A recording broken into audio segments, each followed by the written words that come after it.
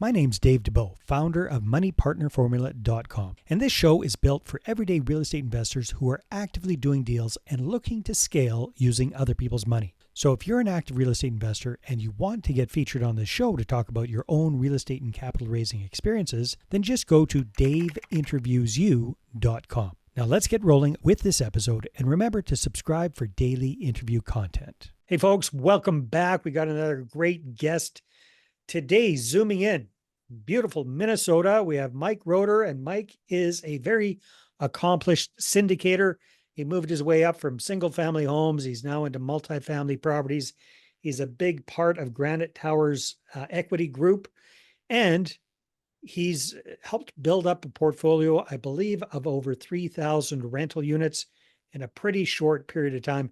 And today we're going to be talking with Mike about one of his pieces of pride when it comes to building his business, and that is creating an A team and really building a good culture within the company. So Mike, welcome to the show. Great to have you.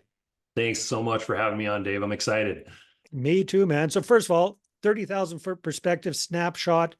What does the business look like today as of mid 2024? What do you guys do? What do you invest in?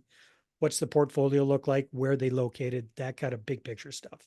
You bet. So we're a multifamily syndication firm, like you had mentioned. We focus on B and C class apartment communities in Dallas, Fort Worth, and Nashville. Typically 150 to 300 units.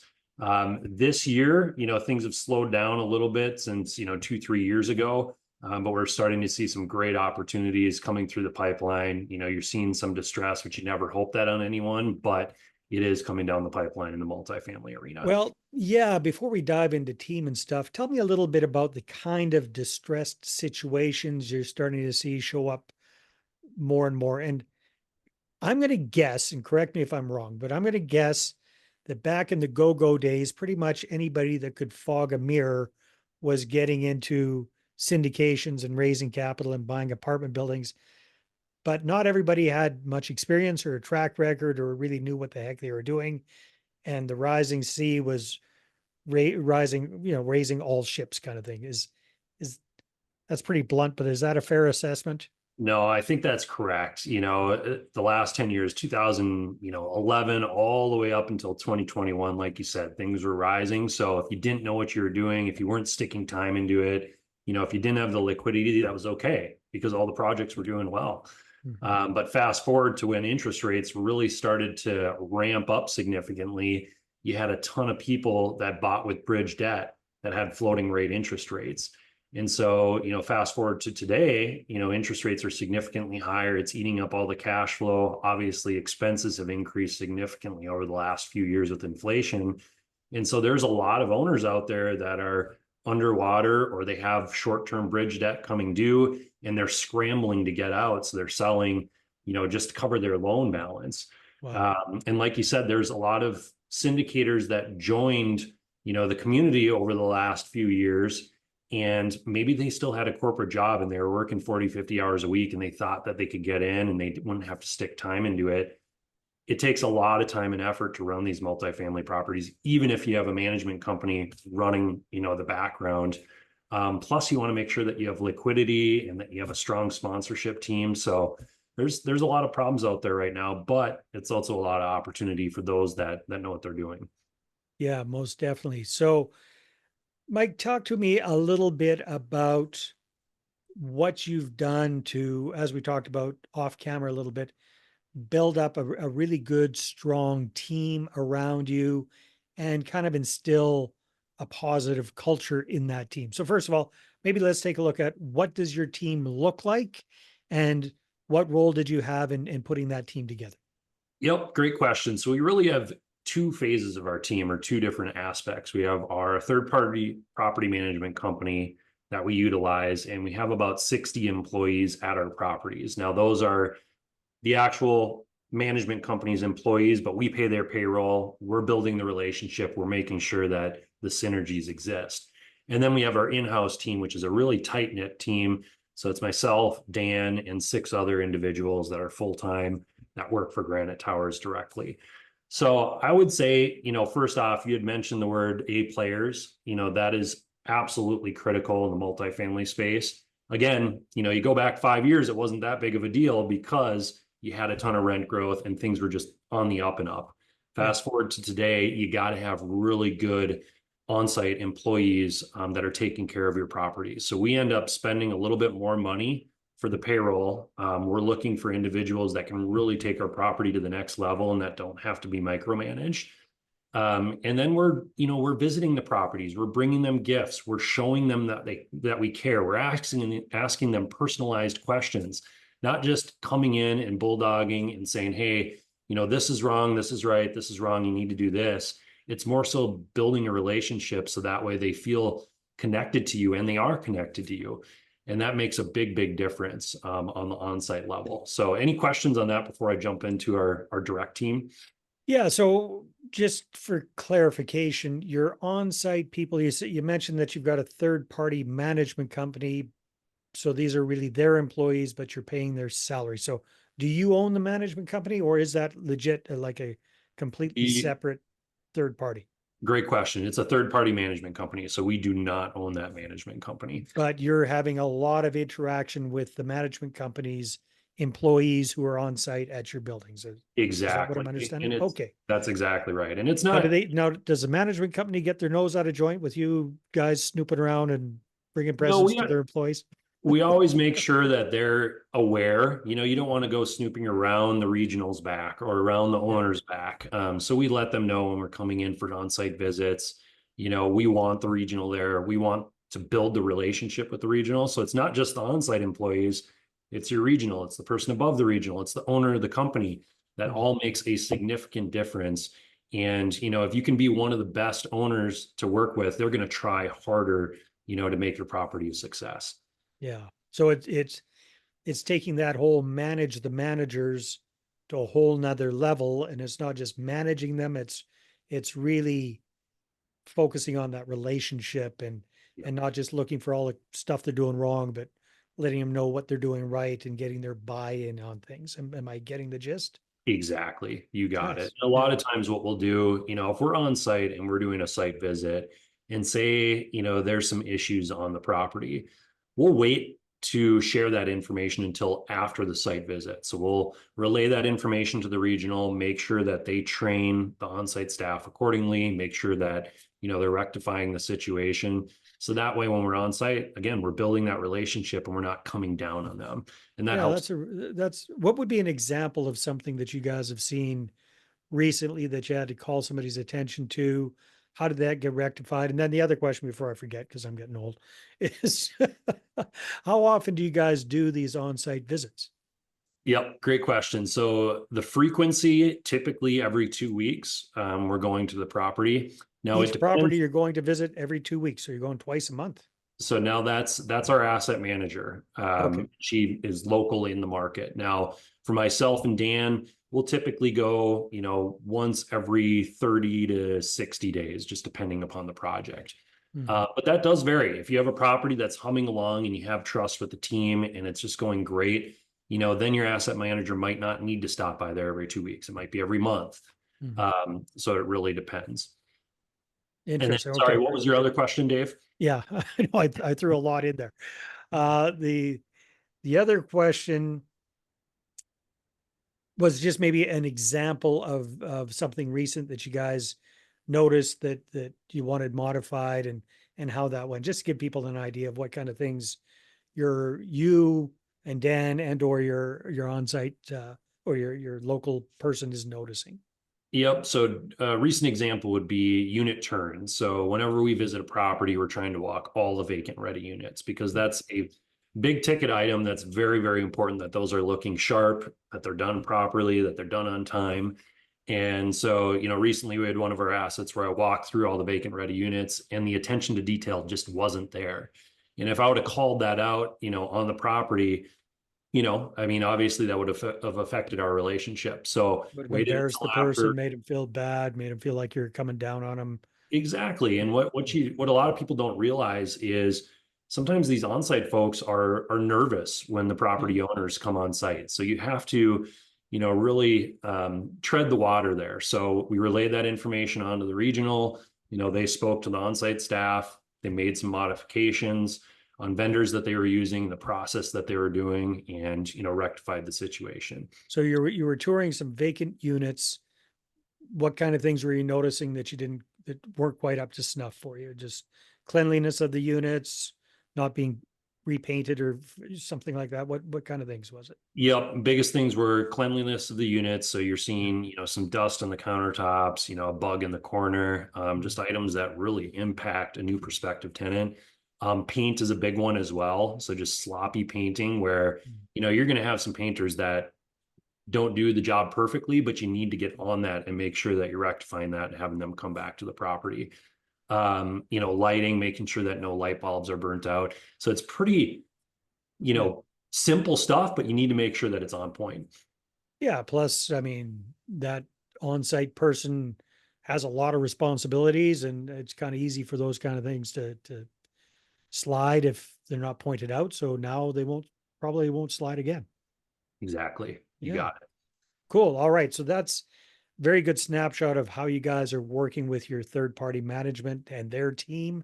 How about your in-house team? I believe you said you've got a crackerjack team of 6 people. Is that correct? Plus Yeah, yourself and Dan, or yeah, exactly. You yeah. So got it. what does that team look like, if you don't mind sharing, Mike? Yeah, for sure. So I can paint the picture. So we have a full-time asset manager. We have myself and Dan. We also have a full-time analyst.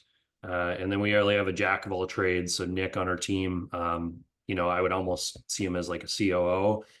We have an investor relations and executive assistant. So she manages both those roles. And then we have a couple of other assistants.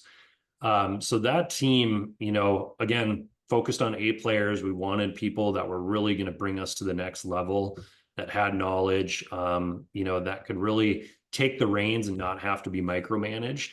And, one way that we've really built out a culture is number one, to be super flexible. So we have flexible schedules, we don't micromanage. We also show them that we care. So having weekly one-on-one calls where you're not just talking about tasks and processes and systems. You're talking about their personal lives. Hey, what's going on? How are your kids? How's your spouse?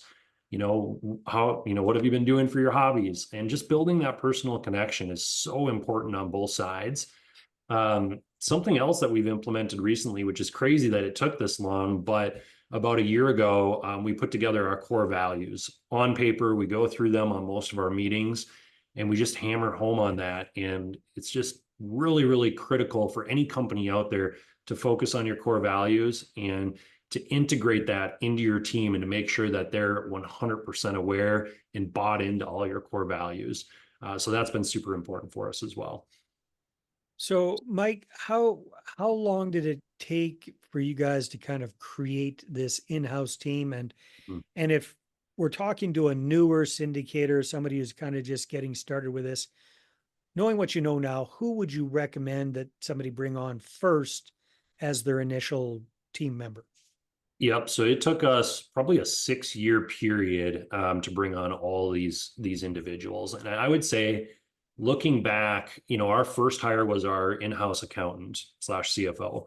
A great hire for us. He's been phenomenal. He's been with us for quite a few years now. I would say either that team member or an asset manager. So once you get to, 5 or 6 multifamily assets, if you're focusing on multifamily, specifically, it's very hard to run the ship by yourself or with you and your business partner, especially if you're continuing, to look at scaling.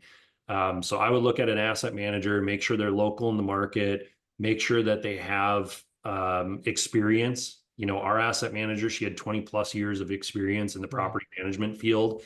And that was huge. Again, try to pay a little bit more, try to search out that individual that's not going to need their handheld, for years and years. So that was critical for us. Our accountant, he was with CBRE. He was a senior accountant for 10 plus years. So again, someone that could step into our business and be almost self-sufficient. There wasn't a whole ton of training that needed to be done up front. And then we just continued to add team members over the years. I would say that we've spent a significant amount of time on systems and processes over the last couple of years. And the more that you can focus on that, the easier it's going to be as you bring in employees, to your business. And that doesn't matter if you're in multifamily or, if you have a retail business, the Yeah. more you can focus on systems, processes, and training, the better. Does that kind of come naturally to you, Mike? Was this a skill set you had to learn along the way? Like what what did you do prior to real estate that's transitioned or translated over into what you're doing these days? Yep. So I was a high net worth insurance agent Mm. and it was all sales. So not a lot of customer service. It was all about numbers. I did that nationwide. And when I did that, I was one of the top sales agents for a Fortune 500 company. We had about 150 agents. And the way that I did that was just organization and efficiencies. So it's really in my blood to focus on organization and efficiencies. But You don't sound like most sales guys I'm aware of. That's for sure. good That might be deal. why you're so successful. But yeah, I would say that's, it's in my blood, but at the same time, multifamily is a whole different ballgame. So you have to figure out, different systems and processes and training. And it takes a lot of time and effort. And you have to, set aside that time to focus on those areas of your business. Yeah. I was talking with somebody, interviewed another gentleman last year, I believe, who's got the whole systems and SOPs thing really, really dialed in. And one of the big tricks that he recommended to me was to, yeah, checklists and everything are fantastic. You got to have those, but also video instructions, especially if it's something that can be shared on computer, if it's that kind of a task. He always really, really insisted on doing a whole video walkthrough of that for the person. And Yep. then he'd get them to create the checklist and all that kind of stuff. And the combination, according to him, was kind of a 1-2 hit wonder. Do you guys do something like that for your SOPs, or you're more paper and ink? What do you prefer? No, we do. So we actually use Loom, which you've probably Yeah. heard of it. But it's just a great system where you can just literally click a button, you can pause your recording, if you have something else that pops up. It's easy to send. So that is a great way to put systems and processes into place, but also training employees. If you're training a new employee, put together a quick Loom video, you file it, in your whatever system you Yeah. utilize, and it's just a great tool to reference back to. So I couldn't agree more, Dave. Yeah. No, that is great. Well, Mike, this has been awesome. What are your guys' plans for the next 12 to 24 months? Where do you see your company going? Where do you see Granite Towers going? Yeah, great question. So we're going to continue to buy multifamily. Again, we have about 3,000 units. It's really all we've done since I transitioned from single family back in 2011 or so. So we plan on acquiring, I would say 3 to 6 assets a year in that 150 to 300 unit space. And then we have partnered up with a gentleman that's had a really good successful track record with triple net lease properties. So we're going to target a few triple net lease properties. And, we're super bullish on the multifamily arena. We're excited about where it's at and excited to see what happens over the next few years. Well, it sounds like you guys are well poised and you've got the track record and the experience behind you. You can take advantage of some of these opportunities that are coming down the pipeline, some of these less experienced, less qualified syndicators that are having to get out. That creates more chances, more opportunities for you and your investor partners. So that is sounds like a win-win if you ask me. So Mike, if people want to reach out and connect with you or find out more, where should they go? Yeah, if you go to our website, Granite Towers Equity Group.com, we have a contact us page.